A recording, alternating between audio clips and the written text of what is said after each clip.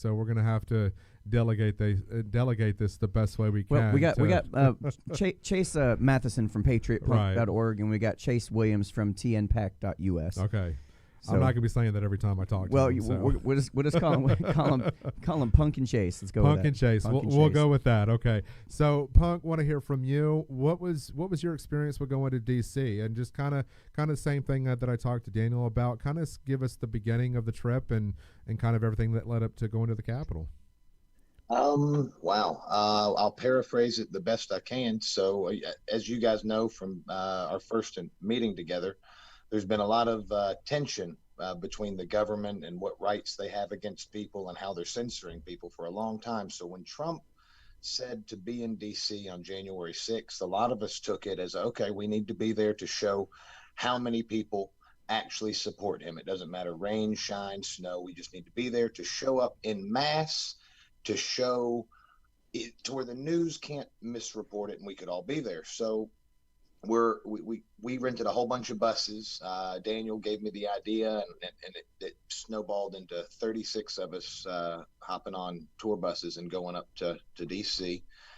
And I watched the first part of the show before I had to call in, and I got the same feeling that Daniel did. Like a lot of us didn't think. A lot of us knew it wasn't going to turn out well, and I don't mean that it was going to turn into violence, but knew that that Mike Pence was going to, quote, let us down, and was going to, we didn't believe it was going to work out in our favor, but we held out hope.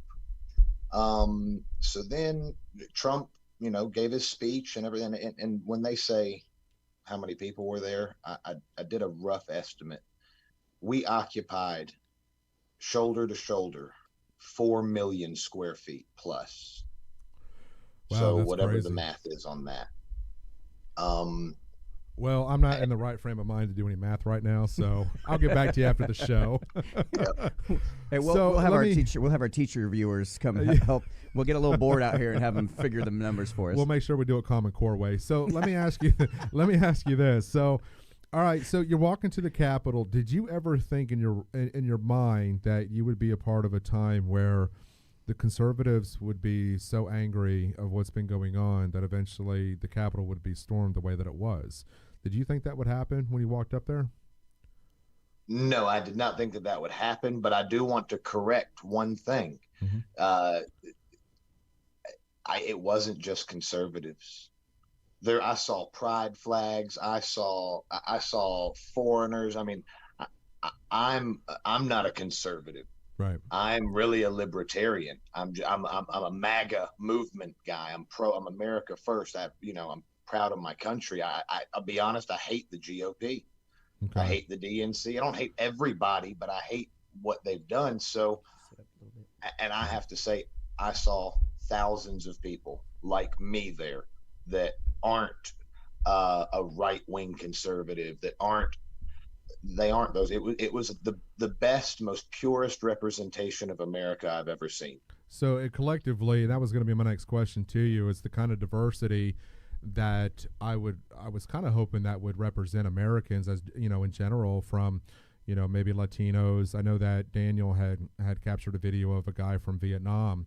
Was pretty powerful, and then if you guys get a chance to see that, go back and watch it. But yeah, I think that sometimes that the media forgets, probably 9 times out of 10, to show the diversity of people that went to Washington, that was there just wanting their voices to be heard.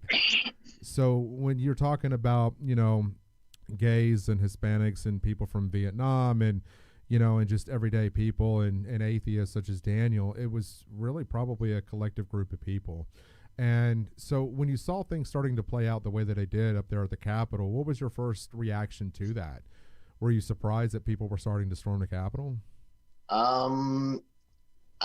I didn't get up there, and Daniel caught the first moments of it. I was still probably 500 yards away, fighting through the crowd to get up there. And like he said, we left early.